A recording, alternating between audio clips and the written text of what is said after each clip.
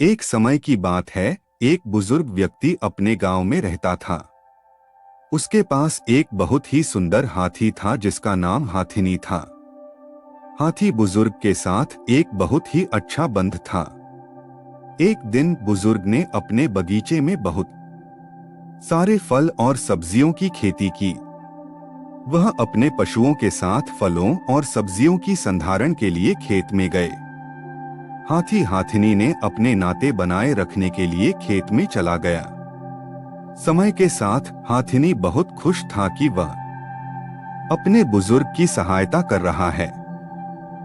एक दिन बादल गए और बड़ी बारिश हुई।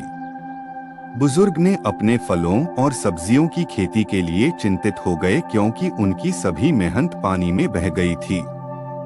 हाथिनी ने बुजुर्ग की समस्या को समझ लिया और उसने अपनी ट्रंक का इस्तेमाल करके सभी फलों और सब्जियों को उठाने में मदद की।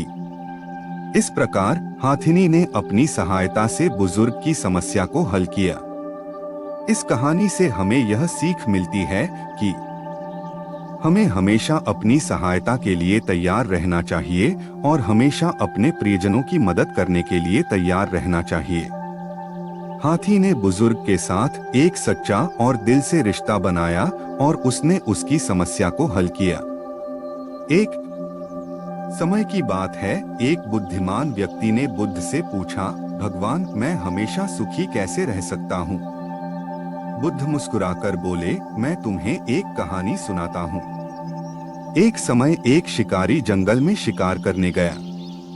वहां जाकर उसने एक सुंदर परिंदे को देखा और उसे पकड़ने के लिए अपनी धनुष और तीर तैयार किया।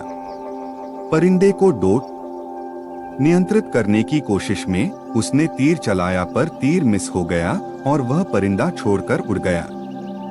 शिकारी को बहुत अफसोस हुआ और वह सोचने लगा कि कैसे उसने इतना सुंदर परिंदा छोड़ दिया। फिर उसने एक और तीर चलाया पर यह भी मिस हो गया। फिर एक और फिर एक और, लेकिन हर बार उसका तीर मिस हो गया। उसने परिंदे को पकड़ने की कोशिश करते करते वह खुद ही थक गया और जंगल में घूमते हुए परेशान हो गया। तभी उसने देखा कि परिंदे का आशीर्वाद लेकर वह छोड़ गया है।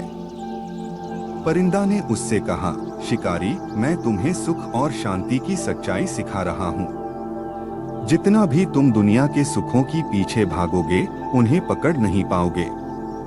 सुख और शांति का अनुभव सिर्फ तब होता है जब तुम दुनिया के मोह में नहीं हो। बुद्ध के शब्दों से प्रभावित होकर शिकारी ने समझ लिया कि सच में सुखी रहने का राज दुनिया के विषयों में नहीं, अपने अंदर की शांति में छुपा हुआ है। इस कहानी से हमें यह सीख मिलती है कि हमेशा बाहर के सुखों की पीछे नहीं भागना चाहिए, बल्कि आंतरिक शांति और समृद्धि को ढूंढना चाहिए। दोस्तों, वीडियो पसंद आया तो लाइक, शेयर और सब्सक्राइब जरूर करें। धन्यवाद।